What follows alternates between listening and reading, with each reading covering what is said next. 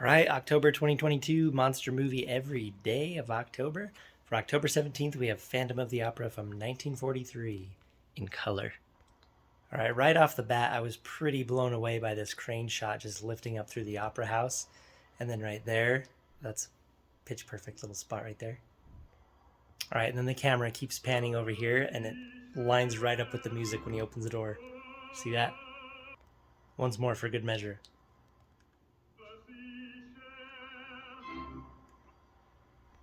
Nice. All right, one thing I noticed about the Blu-ray is that since it's in Technicolor, it seems like the colors kind of wanted to separate from each other. As you're looking at the screen, you can see the cyan, magenta, and yellow almost kind of flickering through on top of any light surface. Other than that, the Blu-ray picture looks really good. There's a couple specks and scratches, but for the most part, it's very, very clean, and the restoration looks good. I'm wondering how the 4K will look. I haven't watched anyone's review yet because I'm waiting for my copy to come in on Saturday. And I'm wondering if the 4K is going to stabilize the colors or if that would be viewed as revisionist. As far as the sound goes, though, it was really, really good. The sound was really good and very full. I was really impressed with it. So for being like a very musical movie, the sound was outstanding.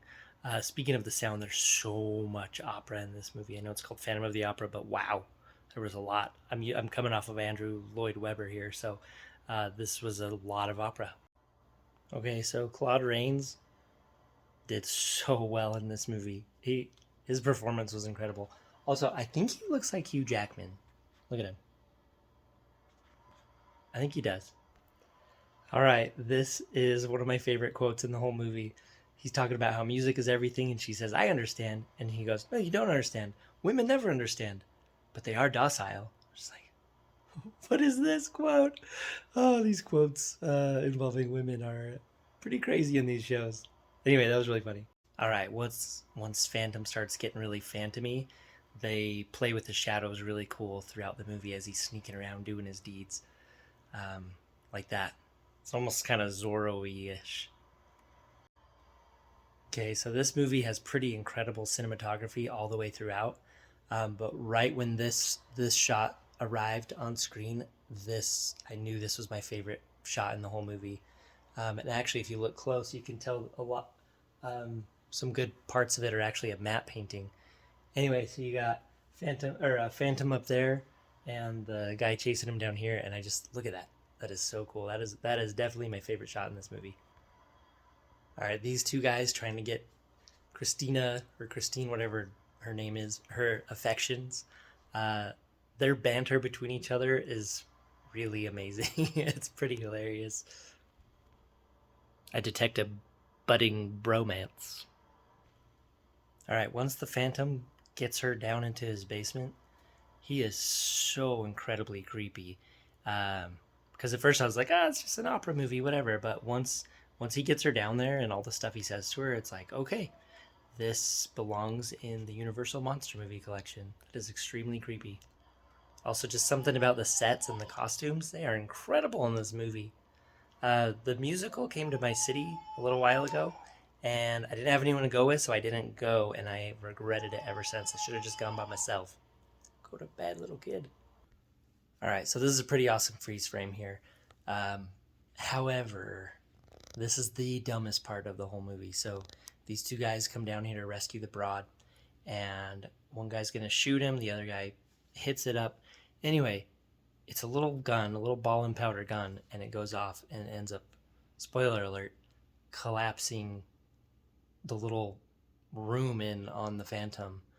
So dumb. They definitely should have thought of a cooler way to. I mean, is that possible? Sure. Likely? No. And I know it's like a monster movie and whatever, but man, this was really dumb.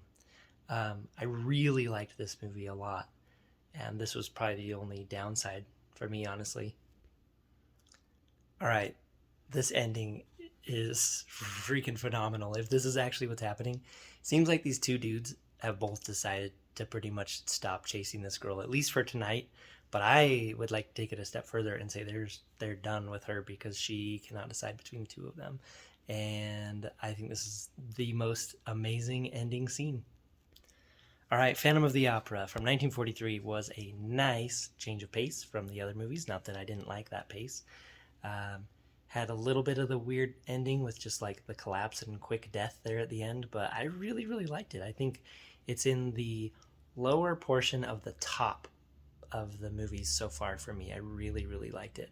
It really made me want to watch the Andrew Lloyd Webber version, any version, but I like the Gerard Butler version. Anyway, it made me want to watch that and listen to it.